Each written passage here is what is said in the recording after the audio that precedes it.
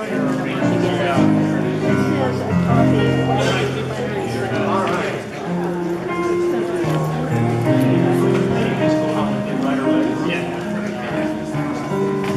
you.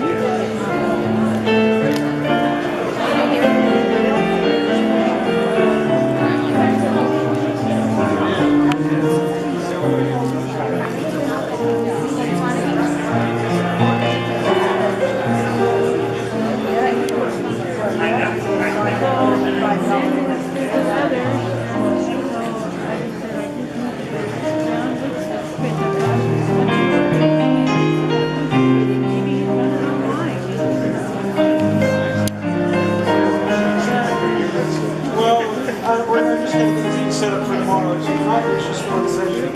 So I've got a recorder there and a recorder right on the box. So we'll have the sessions going on Friday. So we'll have some primary.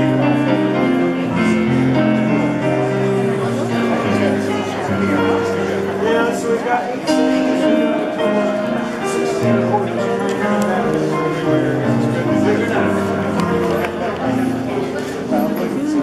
Yes, that's been some time.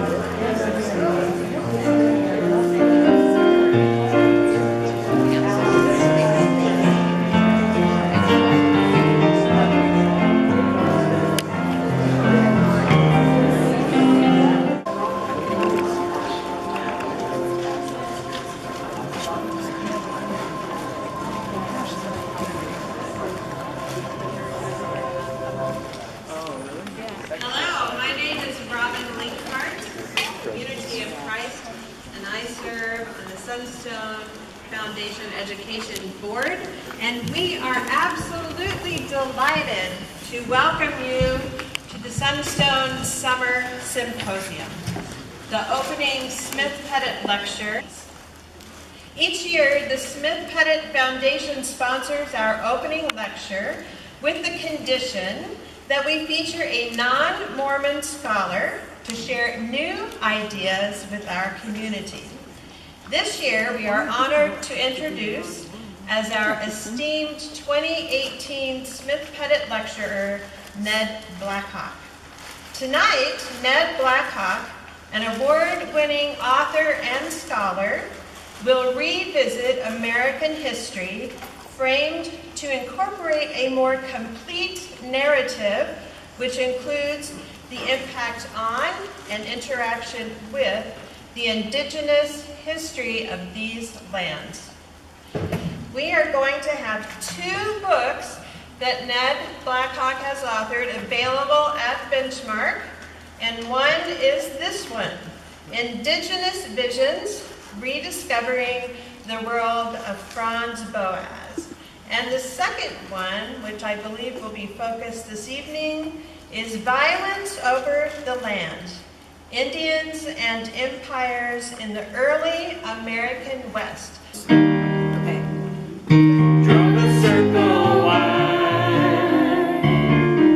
draw it wider still.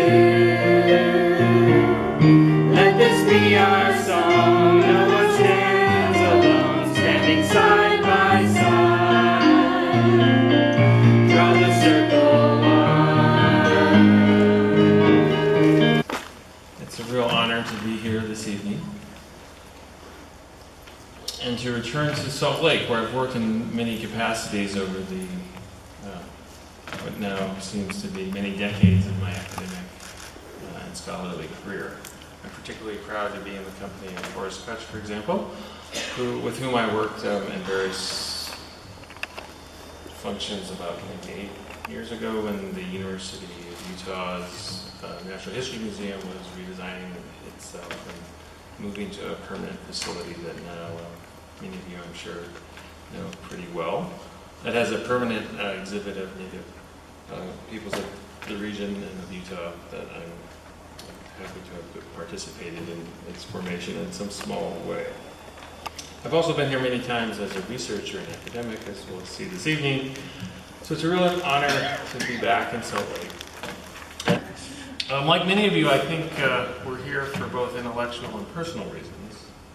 And my invitation today comes from a similar space of both personal and intellectual background. I am a Western Shoshone Indian, having just visited, for example, our tribal offices in Elko, Nevada, where many of you, unlike perhaps many of my colleagues and friends in Connecticut, have no idea where Elko is. I'm sure many of you have driven through Elko and perhaps even know Battle Mountain and Winnemucca as well.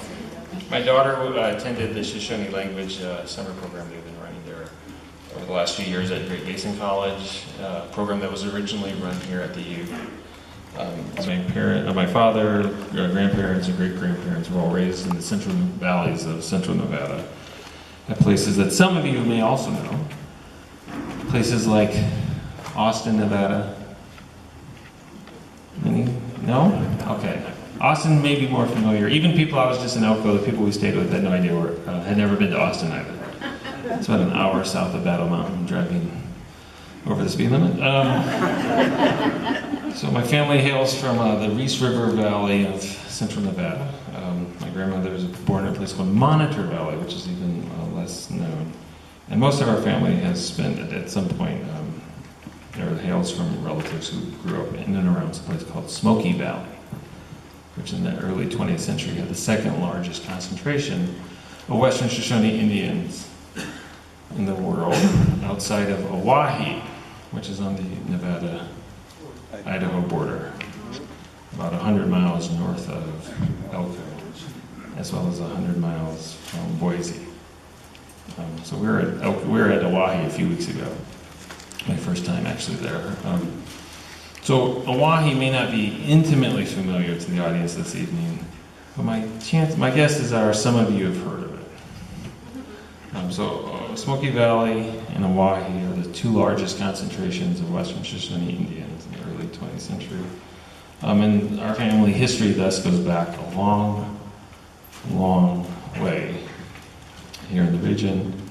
And while I was raised away from the region's sweet fragrances of sage and the endless sunshine and of seemingly endless snow-covered mountain peaks in the winter, I have always considered the Great Basin home in some capacity. I'd really like to begin my talk this evening by recognizing that we are on the traditional homelands of Paiute, Timpanogos Ute, Goshu Shoshone, and other Ute bands who have lived in this region since time immemorial. As I'll explain shortly, my academic career has been indelibly shaped by these personal experiences, as well as by a guiding and enduring sense, maybe a belief and conviction even, that our country does not really fully understand its history, nor the place of Native peoples within it. And I decided at what now seems to be a particularly long time ago, in the early 1990s, I decided to try to become an American historian, to challenge this oversight. And I decided to dedicate myself at a young age in college to study Native American history. And somehow, I now teach at Yale University. I'm starting my 10th year on the faculty. And I've worked closely there with our growing community of Native American students, many of whom have done and are doing incredible work on behalf of their tribes or other Indian communities and organizations. And I take great pride in these successes and the community that we've established there. And I could talk the entire evening about the exciting programs and many initiatives that we run in various theater programs and various academic programs. And we even have a Native American language program that we've established at Yale that allows our students to study their tribal and heritage languages, doing so through remote technologies with fluent and/or nearly fluent tribal linguists across the country. And we do so in New Haven, Connecticut, of all places. And one would not know this unless one were to spend some time looking into the subject. But Native American students have in fact excelled at Yale University for over 100 years. And the Henry Rowe-Cloud Fellowship that Robin introduced was named after a Winnebago leader in the early 20th century who graduated Yale in 1910, having gone to a boarding school in Nebraska and then being sponsored by missionary families to attend more advanced academic boarding schools in the Northeast, and he eventually ended up at Yale. His best friend was a future senator from Ohio by the name of Robert Taft, class in 1910. The annual year Yale book has a photograph of, it was then an all-men's college, of all the male graduates. And Henry Rowe-Cloud's photo recognizes his missionary family as his home address, because he was living with them while he studied, and that's where he took his name, the Rowe family name. And he became, as those in my field know, a very dedicated critic of then assimilation-era programs designed to eradicate American Indian customs, religions, languages, and other types of community values. Practices that are carried on here in the region at places like the Stewart Indian School in Carson City, Nevada, or Chamawa up in Oregon, other boarding schools. The interesting thing about that yearbook is that Robert Taft's photo, what address do you think is listed as his home address? 1600 Pennsylvania Avenue. Because his father, Howard Taft, was happening to be sitting in the United States White House as the 28th president of the United States. So that anecdote, or that perhaps footnote or tidbit, I think which wasn't initially planned and scripted for this talk this evening, might help introduce the theme of this subject tonight. Because like the activities organized in New Haven, Connecticut, of all places, Indian peoples have been central participants in the processes of historical development around them.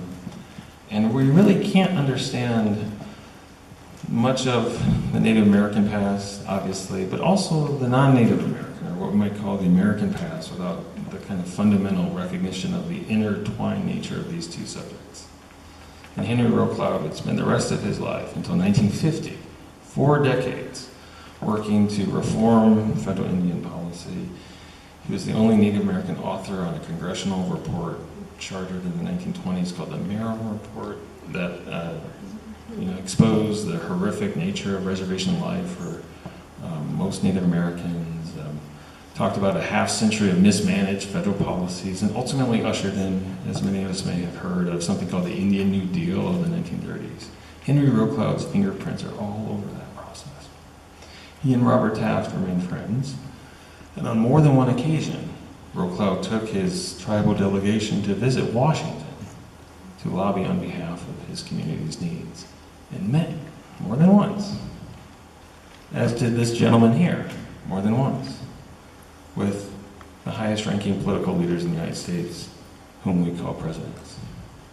So this history is not one that is unremoved from one another. The presence of Native Americans, obviously, in America is a central and enduring feature of our national landscape and of our national past.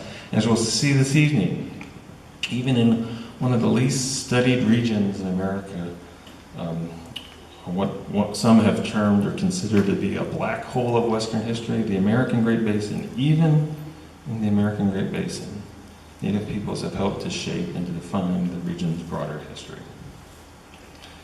And if we were to examine in some detail, as we may over the next half hour or so, Great Basin Indian history, we will see fundamental patterns and processes of larger themes of American history more broadly. And we may come away with a conclusion, which may be the central argument or analytical focus this evening. We may come away with a sense that to know Great Basin Indian history on some level is to know American history.